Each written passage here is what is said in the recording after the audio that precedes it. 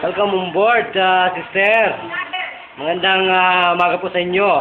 Magandang umaga din po. Yes, live na live po tayo dito sa ating programang Likod Bayan ni Brother Tony Falcon ng CBS DWA DT98 Museum.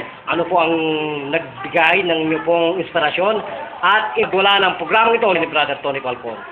Meron po kasi akong kapitbahay, sabi niya po magaling daw po kayo. Ay, naku, Diyos ko, salamat po. Ang magaling po, Panginoon. Siya lamang po, ako lang po yung napagutusan. So, bakit po para kayong hapong-hapo? Oo, hinihingal po eh. Ilan na pong taong kayong may Matagal na ho. Ilan po, mga 12 years, 15 years? Ganyan, mga 12 years na. So, nasaan na po ngayon ang kanyang lagim na binibigay sa inyo? Bakit po kayo para kayong pinapawisan na yan, Brother Tony Falcon, pinapawisan ating tid. So, Wala na po. nawala na, gano'n. Sino pa nagtanggal?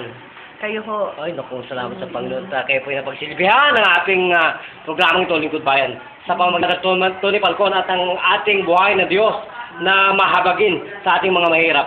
So, magpugay po at magpakilala sa buong Pilipinas at sa buong mundo. Nandito po sa Pilipinas, ang pinakang #1 assassin ng lahat po ng klase ng sakit kahit diabetes.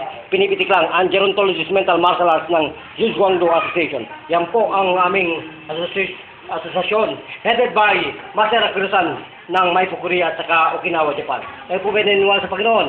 Opo. Kung ganun po, ipagbigay alam ang inyong pangalan. Ano pong ginagamit sa totoong buhay? Hasmin po. Ako po si Hasmin Di Pau Pau. Hasmin Di Pau Pau? Opo. Ilan taon na po yan, Mrs. Hasmin Di Pau Pau? 46 na po. 46, still young and fresh. Ano po? Pero, Diyos ko, para kayong nasiraan ng bike kanina. Para kayong naubusan ng hangin. Brother, pero libre po ang hangin. Bakit ang daming naghihirap sa hangin? Ko, yan po ay binibigay ng Panginoon na libre. Kaya ngayon po, ibinabalik ko rin po sa inyo na libre. Ito po ba may bayad sa Lingkod Bayan? Wala po. Wala po yan. Ano po nangyari sa inyong ilong? At kayo po ay parang may sinipsip, siningot. Sabi ni Idol Mike Enriquez, sinisingot? Dito na lang dalhin mo, Idol.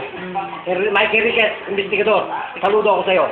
So kayo po ba ay nasiyahan? Ganun? Opo. Kung ganun po, magpasalamat po sa buhay ng Panginoon at sa Lingkod Bayan na aming programa ito, Missionary Medical Mission. Sige po. Marami pong salamat. Bakit po kayo nagpapasalamat naman? Kasi po gumaan yung aking pakiramdam. Hallelujah. Yan po lamang ang taming puhunan namin na kayo po ay paglingkuran ngayong Pasko. At sa darating pa pong mga araw ay wala po kaming tigil para po paglingkuran ang iba pa nating kababayan. So muli po, isang tanong, isang sagot. Tayo po ba talagay nahipo at naligayahan sa pamamagitan ng Panginoon? Opo. Kung gano'n po, magpapalamin si Brother at ang inyong abang likod, Brother John, nagulat para sa Lingkod Bayan Balita. Bida ka kasamang Tony Falcon. Thank you, Sir. Bye-bye.